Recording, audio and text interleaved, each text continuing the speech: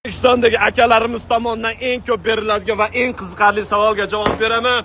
Ya'ni trakist akalarimiz Amerikadagilar qancha oylik oladi? Menimcha buni Yevropadagi trak haydaydigan akalarimiz ham bu savolga qiziqsa kerak.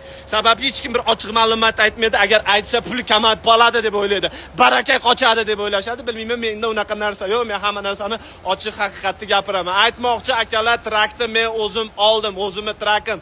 Oq-Akula buni nomi. Hali bu trak haqida, olganim haqida bir video ham qilmadim, takoy spetsifektlar bilan.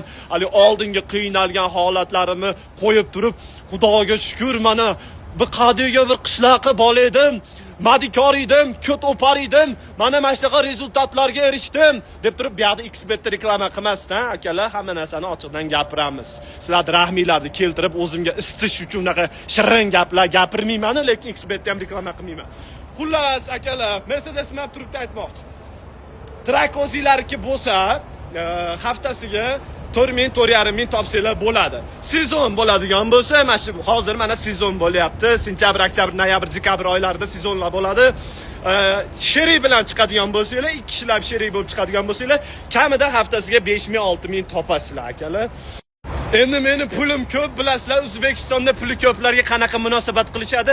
Atrofida 38 ta odam aylanib turadi, o'rtada puli ko'p bunday qilib indamay turadi. Hali ora-chiradimda bir ikkita gap tashab qo'ysa, kulgili bo'lmasa ham atrofdagilar ha deb kuladi yoki puli ko'pni fikrini eshitishni kutib turishadi.